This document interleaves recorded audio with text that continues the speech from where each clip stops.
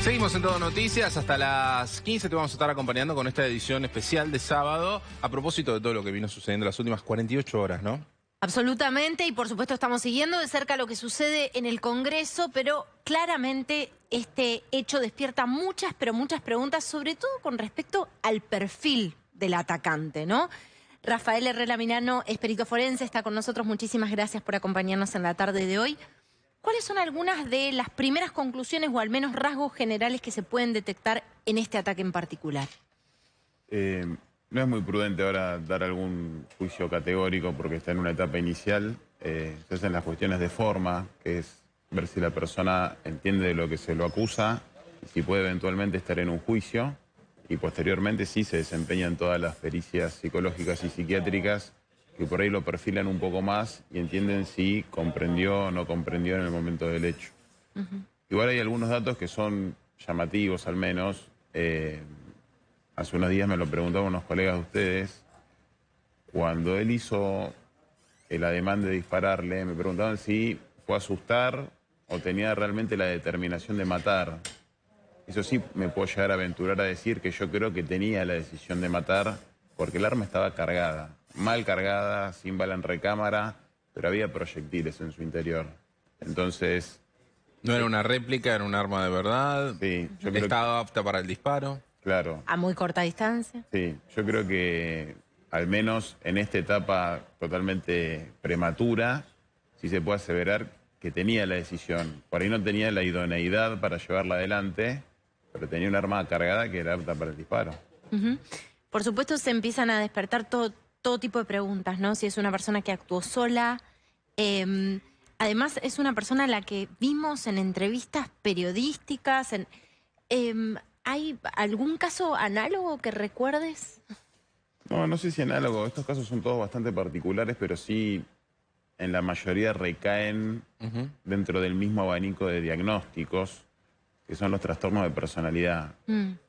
Hay alrededor de 10, es muy técnico, pero por ahí la característica más importante es que algunos, puede ser este caso como no, varían entre la neurosis y la psicosis.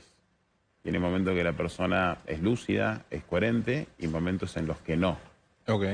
Entonces, en esos momentos en los que eventualmente no, es cuando no comprende y no puede dirigir. Ahí es donde entran todas las pericias, para ver en ese momento qué fue lo que pasó. En esa línea de pensamiento, sí hay cosas que se pueden empezar a hilvanar, como por ejemplo que comentaban que seguía ciertos grupos, creo que vinculados al nazismo, o que era una persona retraída, o que tenía ciertos comportamientos medio erráticos. Entonces ya el abanico se empieza a cerrar, falta muchísima prueba por producir, pero yo creo que el camino va balizado en esa línea. La respuesta final va a ser si entendió o no en el momento del hecho. Hoy por hoy eso no se puede aseverar, pero sí claramente es el objetivo determinante. Hablaste en este tipo de casos. Generalmente estos tipos de casos son personas que tienen un perfil en común, más allá de lo que tiene que ver con el trastorno de personalidad. Digamos, ¿tienen un origen común o es bastante variado? O sea, ¿son personas que están marginadas? ¿Pueden ser personas que estén integradas?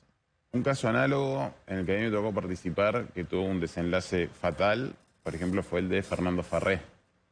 Claro. También era un trastorno de personalidad y el quid de la cuestión era si en el momento del hecho entendió o no lo que hizo. Después de un montón de estudios, un montón de análisis, de que hubo un juicio por jurado, se determinó que sí entendió y por eso se le pudo dar perpetua. Pero estaba englobado dentro Recordemos de el la femicida, misma... ¿no? Claro. Estaba englobado... No, pero me refiero a que está englobado dentro del mismo abanico de diagnósticos que les decía precedentemente. Sí, sí. Entran y salen. Algunos nunca entran en un terreno psicótico y hay otros que sí. Pero a mí me pasó de escuchar que me consultaban muy directamente cuál es el diagnóstico. Y no lo sé, no hay manera de saberlo. Se puede llegar a circunscribir a cierto espectro diagnóstico, pero el diagnóstico puntual hay mucho camino por recorrer todavía. Y una persona que claramente no tenía experiencia o no tenía una vasta experiencia con armas por cómo maniobró, ¿no? Por cómo estaba, por lo que está describiendo usted. Esa puede ser una teoría. Una contrateoría puede ser que sí que la tenía, pero que en ese momento no estaba en sus cabales, hizo lo que le salió y pensó que iba a salir y no salió. Ah, Ok. son dos escenarios completamente distintos. Por eso, hay mucho por producir todavía, desde la parte pericial más allá de la puramente jurídica. Ah, o sea que en realidad, dentro de estos trastornos de personalidad, lo que puede pasar es que en ese momento ese trastorno, si se le dio o si entró y salió en esa zona de trastorno en ese instante, puede ser válida para las dos cosas, por el haber querido matar o por inconscientemente no haberlo hecho al no haber cargado bien el arma. El trastorno es una patología estática. Dentro de esa patología hay dos fases, que son las que son dinámicas. Si está neurótico o está psicótico. Lo que pasa es que no lo quiero complejizar demasiado.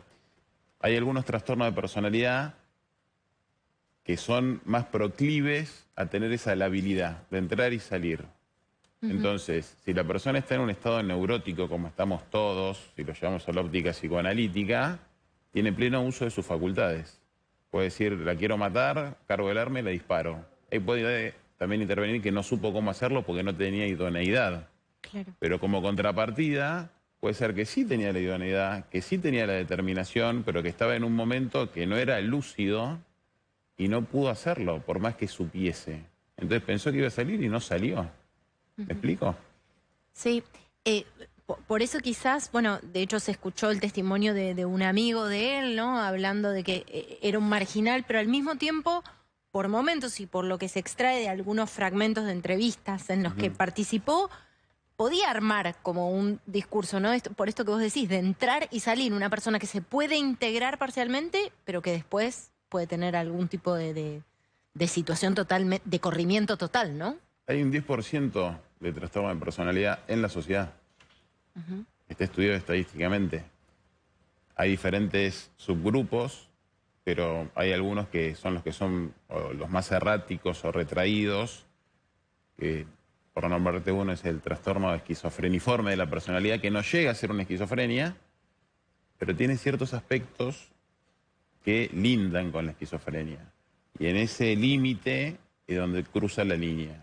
Entonces, para poder aseverar eso con rigor científico, se requieren muchísimos estudios, incluso imágenes, porque existe la posibilidad de que no sea un trastorno de personalidad, pero le estudian, le hacen una imagen de cerebro y le encuentran un tumor en determinada zona del cerebro que implica de manera directa e inequívoca que no puede controlar sus impulsos. Y no tiene ningún trastorno de personalidad. O sea, es enorme el abanico. Lo más clásico es lo que le dije al principio. Pero en esta etapa no se puede circunscribir más porque falta mucha prueba por producir. Claro, totalmente. Sí, otra de las preguntas es qué grado de premeditación ha tenido el hecho, porque podría ser que sea una persona que haya estudiado el movimiento de la militancia y cómo meterse en un grupo, porque realmente, y es escalofriante ver las imágenes por la gravedad del hecho, lo horrible del hecho y la cortísima distancia a la que se encuentra, ¿no? O sea, cuando uno ve el arma y la cabeza de la vicepresidenta, realmente es una cercanía espeluznante. Sí, lo que pasa es que yo no sé cómo juega la seguridad de la vicepresidenta. Claro. Ahí creo Otra que pregunta, excede el marco. Pero incluso también hablaban gatilló 2 veces. Yo no sé si gatilló 2 veces, no porque yo sea un experto en arma. Puedo hacer el ademán y gatilló una vez sola. Entonces eso por ahí está buena la teoría que ni sabía lo que hacía. Al no estar la bala en la recámara, el disparo no iba a salir nunca. Y él por ahí pensó que salió 2 veces. Las hipótesis son miles. Se estuvo hablando mucho de los discursos del odio y demás, y los discursos, y lo que está generando esta Argentina de grieta de todos lados, ¿no? Lamentablemente se habló más de uno que de otro. A este tipo de personalidades, los discursos de confrontación, ¿suelen incentivarlos o pasan por carriles distintos? Como primera medida, me gustaría por ahí definir qué es el odio.